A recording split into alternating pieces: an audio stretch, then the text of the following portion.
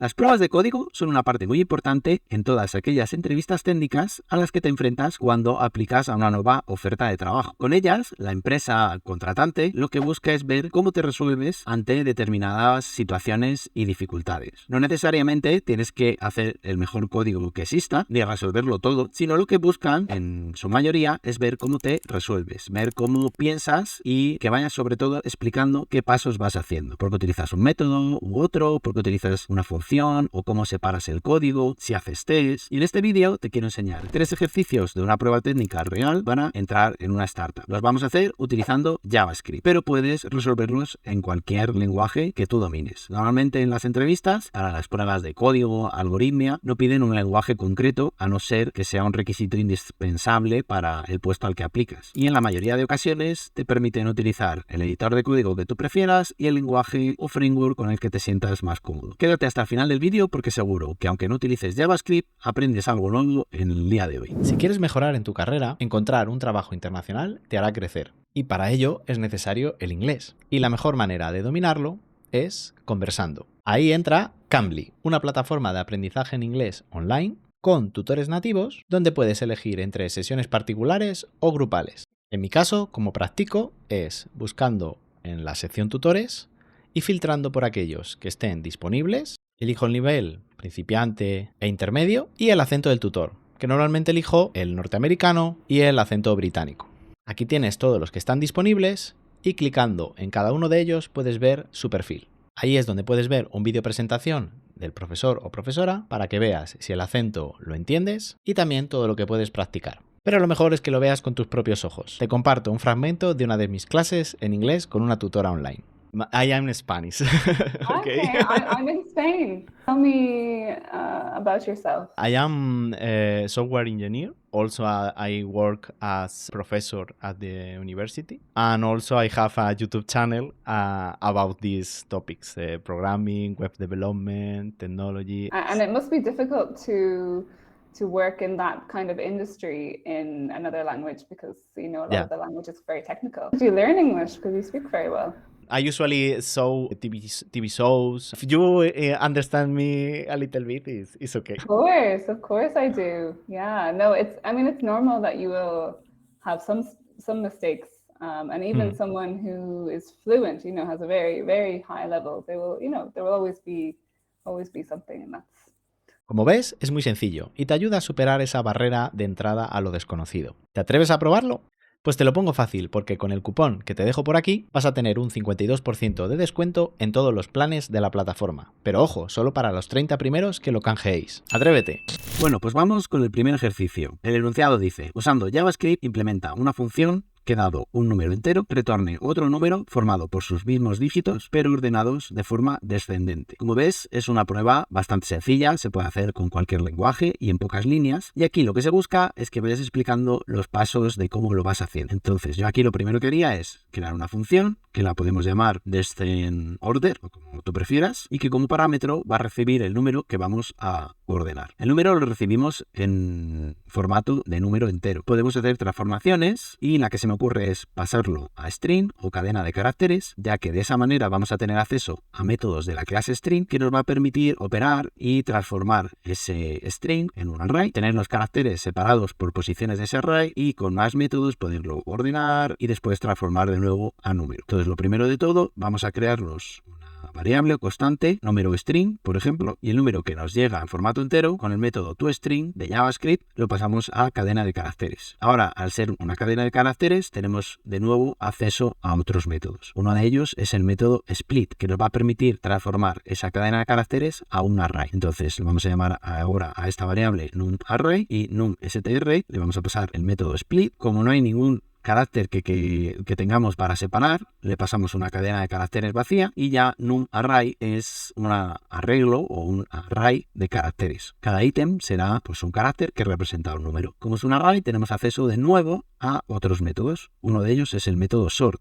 que nos permite ordenar ese array. Este método sort recibe una función de callback que podemos expresar como una arrow function, y esta función tiene dos parámetros, los vamos a llamar a y b, y simplemente vamos a devolver b menos a. De esta manera estamos devolviendo el mismo array, pero ordenado de forma descendente. Si escribiéramos A menos B, lo devolveríamos en forma ascendente. Vale, ahora nos queda devolver el número. De momento tenemos un array. Tenemos que hacer ahora el paso contrario a lo de convertir array y convertir a string, sino que ahora vamos a tener que convertir ese array a string y el string a número. Entonces, lo que vamos a devolver va a ser un número con el método parseInt. Transformamos un string a entero. Tenemos numArray, que no es un string, sino un array de diversos ítems que podemos juntar con el método join, que sería el contrario a split, que sería el de dividir. Como lo hemos separado por una cadena de caracteres vacía, pues de igual manera lo unimos sin ningún carácter intermedio. Y parseInt recibe dos parámetros, el string que queremos transformar y la base a la cual queremos transformar este número. Entonces lo queremos transformar en base 10, decimal, y ya tendríamos la función. Ahora el entrevistador lo normal es que te pregunte, vale, ¿y cómo probarías esto? Una forma de probarlo es pues llamar a descendOrder con un número y ver si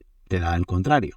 Pero entonces tendríamos que estar comprobando todos los casos de esta manera y no es lo más recomendable. Si quieres ganarte puntos en la entrevista, y sobre todo pues si es para un puesto middle, semi-senior o incluso senior, por lo suyo es que utilices test. No hace falta que te instales Jest, Vitess o cualquier otro framework de testing, ya que esto que vamos a testear es muy sencillo. Y como estamos utilizando Node.js o JavaScript, el propio Node.js integra de forma nativa un módulo que es el módulo assert. Entonces lo podemos requerir aquí, no hace falta que instales nada, ya viene de forma nativa.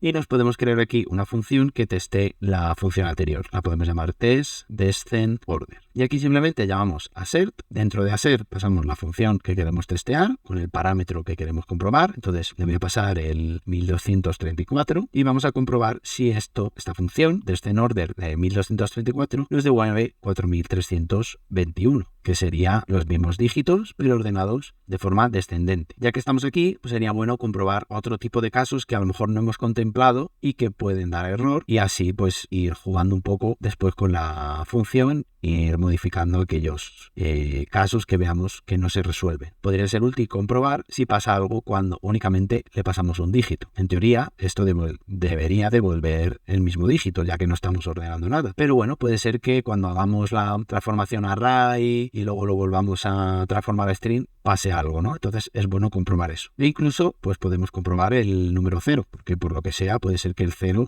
pues con los valores true, false de JavaScript pueda ser susceptible de algún error. Entonces esto en principio debería devolver 0. Entonces ahora simplemente llamamos a test descendOrder y en la consola llamamos a node prueba 0. Para comprobar si los tests han pasado, lo suyo es que aquí pongamos un console log. Entonces les voy a poner aquí test passed.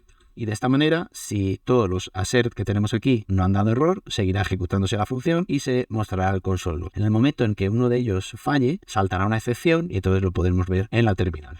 Voy a llamar de nuevo a la función y dice que todos los tests han pasado. Vamos a comprobar si hay algún error en el test. Entonces vamos a forzar que un test falle. Vamos a cambiar aquí un dígito, por ejemplo este de aquí, y ver si salta algún error. Y como vemos, pues sí que aparece un error justo en la línea que hemos dicho, que es esta función de aquí. Por lo tanto, los tests están funcionando y los tests funcionan. La función que nos han pedido parece ser que resuelve el problema que nos planteaban. Así que ahora vamos al segundo. Este segundo ejercicio de la prueba vemos que ya es un poco más largo y empieza a complicarse. Vamos a leer lo que pide. Utilizando JavaScript implementa un método que permite acceder de forma segura a las propiedades de un objeto, incluso cuando dichas propiedades no existen. La función debe admitir 3 parámetros. El objeto al que se va a acceder, el valor por defecto que va a devolver la función en caso de que la propiedad no exista dentro del objeto y por último un string indicando el path de la propiedad a consultar. Aquí ya tenemos el primer dato y es que vamos a tener que crear una función con 3 parámetros. El path delimitará el camino en el cual se encuentra la propiedad a consultar. Los distintos niveles de profundidad se delimitan con puntos. Además, este último parámetro es opcional. En caso de no proveerse, la función devolverá otra función que esperará a ser invocada con el path de la propiedad como argumento. Vale, y aquí tenemos lo que puede hacer que se complique un poco, que es que el tercer parámetro es opcional y dependiendo de si llega o no, pues hay que hacer ahí alguna cosilla. Entonces nada, vamos a ir empezando creando la función, la podemos llamar saveGet y que recibe el objeto, un valor por defecto y el path. Vale, recordemos que este path es opcional, entonces tenemos que comprobar si viene o no. Para ello podemos poner aquí un if y con typeOf podemos ver si path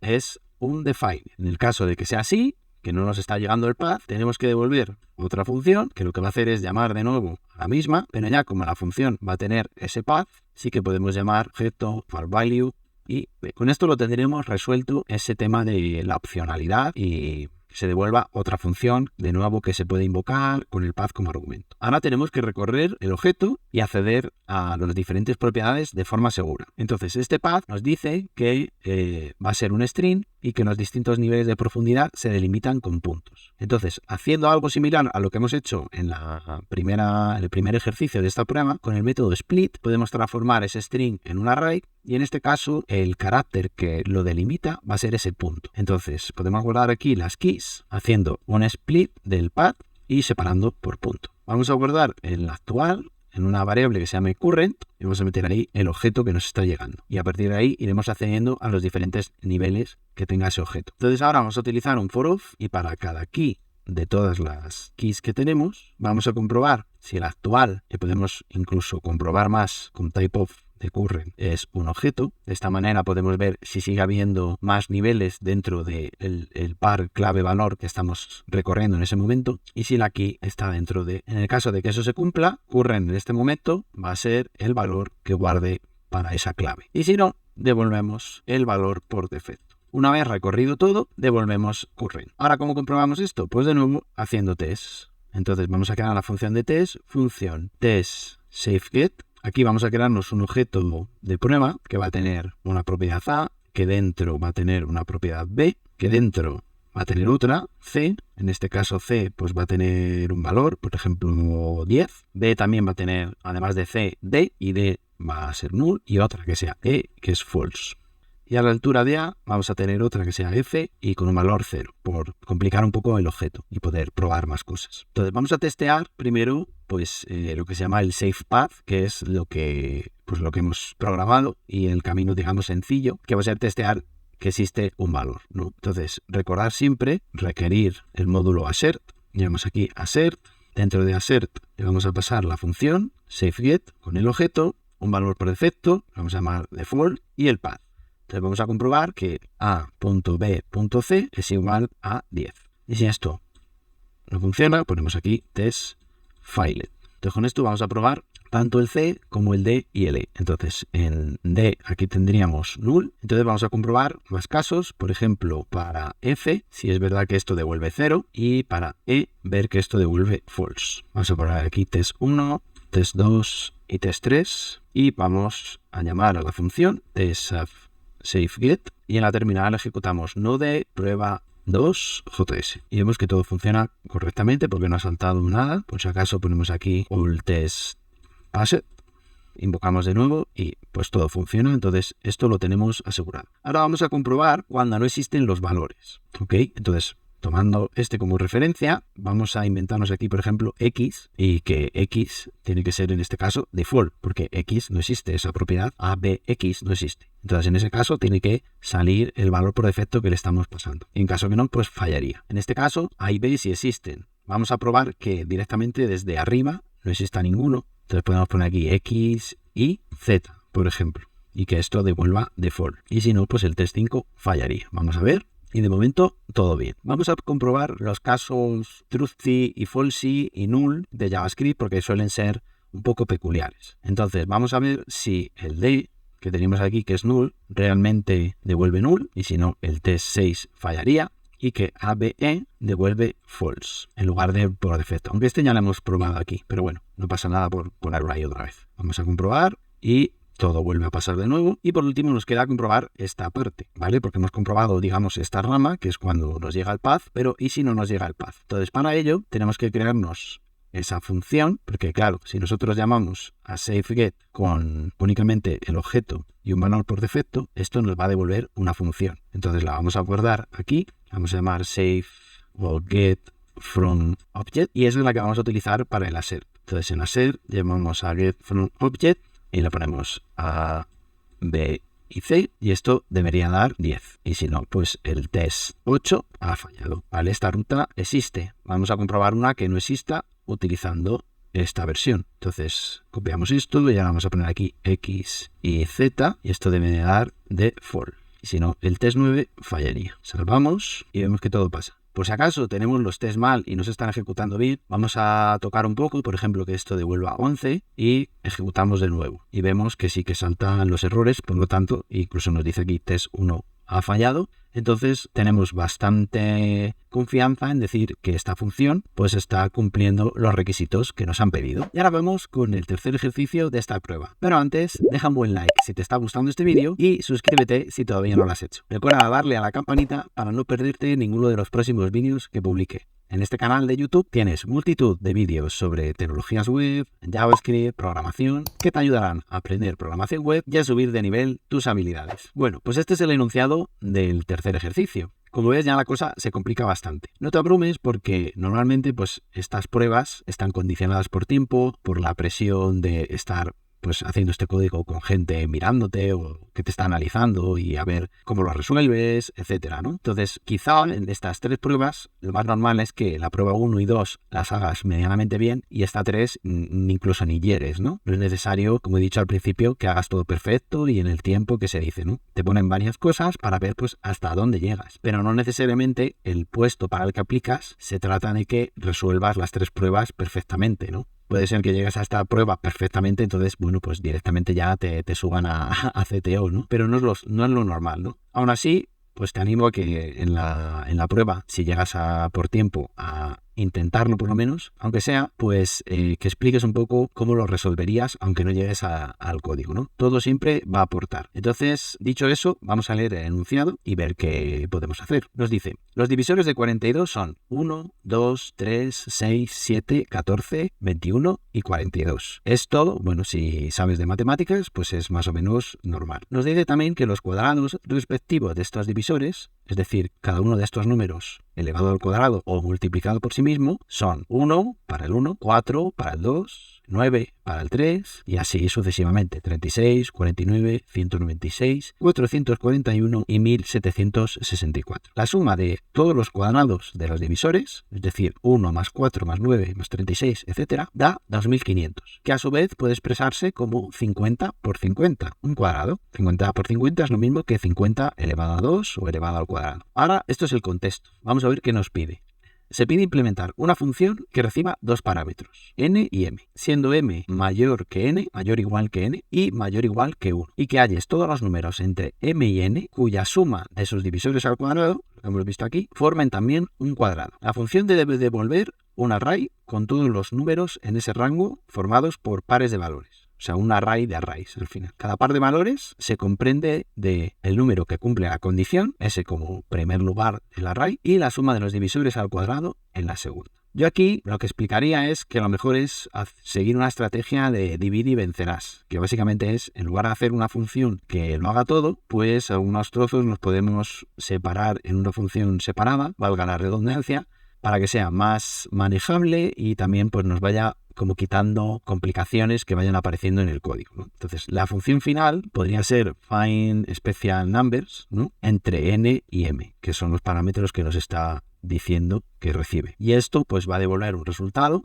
que va a ser un array. Entonces, esto al final, en algún momento, después de todo lo que tenemos que hacer, debemos devolver ese resultado. Vale, la mejor forma de recorrer todos los números entre n y m sería hacer un bucle for. Entonces vamos a hacer aquí un bucle for para que empiece en n hasta que sea menor o igual que m y por supuesto pues de 1 en 1 con num más más. Mientras vamos recorriendo, lo ideal pues sería obtener los divisores del número. Entonces con divisors podríamos tener aquí una función que se llama getDivisors, divisors de ese número. Esta función, por supuesto, pues la tendríamos que crear aquí, getDivisors. ¿Cómo obtenemos los divisores de un número? Aquí ya nos estamos abstrayendo de todo lo que se nos pide y simplemente nos estamos enfocando en un problema que es dame los divisores de un número, sin olvidándonos de que tiene que ser suma de cuadrados, de que tiene que ser entre un número y otro, tal. No, simplemente quiero los divisores de un número. Entonces los divisores los vamos a devolver como un array, divisors, de momento va a ser un array vacío y esto se va a parecer mucho pues a lo que hemos hecho al principio, ¿no? Tenemos un array y finalmente vamos a devolver ese array, divisors. La forma de encontrar los divisores pues también se parece mucho a lo que hemos hecho aquí. Tenemos que hacer un bucle for que vaya recorriendo pues todos los números posibles y que vaya comprobando si es divisible o no entre el número que le estamos pasando. Entonces haríamos un for let para i igual a 1, empezaríamos dividiendo entre 1 hasta i menor o igual a la raíz cuadrada del número que queremos comprobar y más. Vamos de 1 en 1. ¿Cómo sabemos que un número es divisible por otro? Pues es sencillo. Tenemos que ver que el resto de la división entre ese número da 0. Es decir, no queda ningún decimal ni queda ningún resto. Esto se consigue con el operador módulo de prácticamente cualquier lenguaje de programación, y en JavaScript pues sería el porcentaje. Entonces hacemos aquí un condicional if si n entre i, el resultado de su módulo, es igual a 0, es decir, el resultado del resto es igual a 0, es que ese número es divisible. Entonces al array divisors le vamos a pasar ese número, resulta ser un divisor de n. Pero también puede ser que estemos dividiendo, vayamos recorriendo y demos con un número primo, y los números primos solo son divisibles por sí mismos. Entonces tenemos que hacer otra comprobación aquí, y es si i es distinto de n entre i, lo que vamos a hacer es añadir al array de divisores ese n entre i. ¿Ok? Con eso tendríamos los divisores. Entonces en esta parte ya la tendríamos resuelta. Una vez tenemos los divisores, tenemos que calcular ese cuadrado de la suma de todos los divisores. Que esto podría complicarse un poco, pero si más o menos entiendes y dominas el método reduce de arrays de JavaScript, lo puedes hacer fácilmente en una línea. Entonces, buscamos la suma de cuadrados, será igual este array de divisores, utilizando reduce. Reduce recibe una función de callback. Esta función de callback tiene dos parámetros. El primero es el acumulador, le podemos llamar ACC, y el segundo es el valor actual, le podemos llamar cur de current. ¿Vale? Y esto lo que va a hacer es ir iterando e ir haciendo la suma y acumulándolo en ACC. Y finalmente, pues, lo devuelve a la variable que hayamos puesto aquí. Entonces, haríamos ACC más el cuadrado de current. Podemos hacer current por current, o si quieres ser más elegante, podríamos utilizar el método math.pu, que nos da una potencia de current, y luego, pues, el valor. Como en este caso es 2, es al cuadrado, es simplemente uno por otro, pues se podría hacer de las dos maneras, no pasa nada, no te van a quitar puntos por hacerlo de una manera u otra. Y el segundo parámetro de reduce sería el valor inicial del acumulador, que en este caso le vamos a poner 0, ¿vale? Entonces en la primera iteración ACC es 0 y únicamente pues le añade al acumulador el cuadrado del valor actual. En la siguiente, en acumulador estará este valor y se le suma pues el siguiente current, ¿no? Y así recurrentemente hasta que finalicemos pues todo el array de divisores. Por eso el reduce es bastante útil. A veces es complicado de entender, pero en situaciones como estas, pues te resuelve en una línea y que si lo ves es bastante legible, al contrario pues de crear quizá pues un par de bucles y que se vaya sumando y bueno, pues no queda tan bien. Y no es que no solo quede tan bien, sino que a la larga es difícil de mantener y difícil de leer sobre todo. Lo importante es que hagas código que puedas leer fácilmente, y creo que el reduce, así como te lo he explicado, se lee y se entiende bastante bien. Una vez tenemos hecho esto, tenemos que comprobar que esta suma de cuadrados en realidad pues también es un cuadrado, ¿no? Igual que aquí teníamos que 2500 es un cuadrado porque se puede factorizar en 50 por 50, pues tenemos que comprobar que esa suma que se hace realmente se puede transformar en un cuadrado. Entonces podríamos tener aquí una comprobación llamando una función que ahora crearemos, que podría ser isPerfectSquare, y que reciba la suma, ¿no? Square sum. Y si es perfecta, pues haremos tal cosa o no. Entonces vamos a crear esa función isPerfectSquare, que recibe un valor x. ¿Cómo podemos comprobar que es un cuadrado perfecto? Bueno, tenemos que ver si el cuadrado, que lo podemos hacer con math.pu, del valor que está llegando, ¿vale? X a la 2. Tenemos que comprobar que el cuadrado o la potencia elevada a 2 de algo que tiene que ver con x al cuadrado, como hemos dicho 2, es igual a x, ¿ok? Entonces la mejor forma de hacerlo es haciendo la raíz cuadrada de un número y ese resultado elevarlo al cuadrado. Si nos da el mismo valor, es que efectivamente es un cuadrado. Porque si el número no es un cuadrado perfecto, cuando hagamos la raíz cuadrada no nos va a dar un valor entero, nos va a dar un valor decimal, etcétera, ¿no? Entonces yo lo que haría es aquí hacer la raíz cuadrada de x, y esa raíz cuadrada de x elevada a 2, digamos que como que anulamos la raíz cuadrada. Pero claro, si tú, por ejemplo, haces la raíz cuadrada de 3, no te da un valor entero. Pero la raíz cuadrada de 4 sí que te da un valor entero, 2. Entonces, imagínate que x fueran 4, la raíz cuadrada de 4 es 2.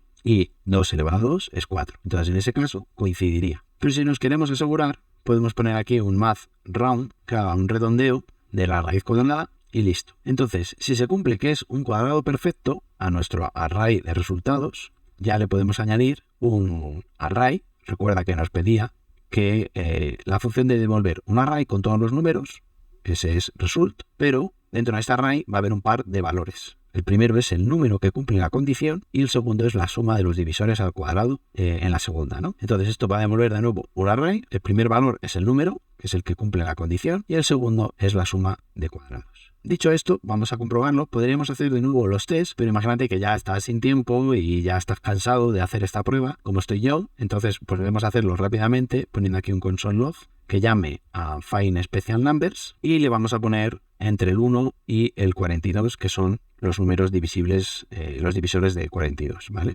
Entonces salvamos y llamamos a node prueba 3. Entonces ejecutamos y nos da el array de valores de 1, o sea, todos los divisores que hay entre 1 y 42, los que realmente suman un cuadrado perfecto son el 1, que da 1, y el 42, que da 2500. Bueno, pues estos serían 3 ejercicios que te podrían pedir en una prueba técnica, en una prueba de código, para entrar en una startup, para una posición pues de ingeniero de software, da igual en este caso frontend o backend. Quizá está más pensado para algo backend, aunque este tipo de transformaciones de estructura de datos, de arrays a strings, de strings a arrays, recorrer y hacer operaciones, etcétera, también se pueden pedir en una prueba de frontend engineer. Recuerda que frontend no es solo maquetación, sino que también tenemos mucho JavaScript, server-side rendering, todo eso entra dentro de la parte frontend, pero sí que es verdad que a lo mejor es para algo más backend o cosas así. Como resumen, decirte lo que te he dicho al principio, que esto normalmente está limitado por tiempo, entonces no necesariamente tienes que hacer todo y tampoco tienes que hacerlo perfecto. Siempre ve explicando lo que vas haciendo. Suele haber bastante feedback, en este caso he estado yo solo, pero puede ser que la persona que te entreviste, si ve que te atascas, pues que te ayude un poco o que te permita incluso buscar en la documentación algún método. No necesariamente no te va a decir, sí, venga, busca la solución por ahí, sino que, por ejemplo, puedes decir, voy a utilizar el método sort, pero ahora mismo no me acuerdo cuántos argumentos recibe. O voy a utilizar el método reduce, pero ahora mismo no me acuerdo cómo se escribe y tal. Entonces, si ya vas a buscar a MDN o a la documentación del framework que estés utilizando esa función en concreto, eso suele estar permitido. Lo que no está permitido es ir, por ejemplo, a Stack Overflow o ahora mismo a ChatGPT a pedirle la solución, sino que, bueno, pues que sepas qué estás haciendo, pero que te falte pues eso que vas a tener a lo mejor en el día a día, pero en ese momento pues en la entrevista no lo tienes. Entonces, básicamente, resumiendo, siempre explica paso a paso lo que estás haciendo, lo que tienes en tu cabeza, por muy tonto que sea, todos los procesos que estén pasando por tu cerebro, verbalízalos, porque eso es lo que buscan en la entrevista, ver cómo te manejas, cómo te defiendes y también cómo te frustras. Espero que te haya gustado este tipo de vídeos. Si quieres ver más pruebas técnicas en el canal, déjamelo saber en comentarios y por mi parte nada más. Nos vemos en el próximo vídeo. Chao.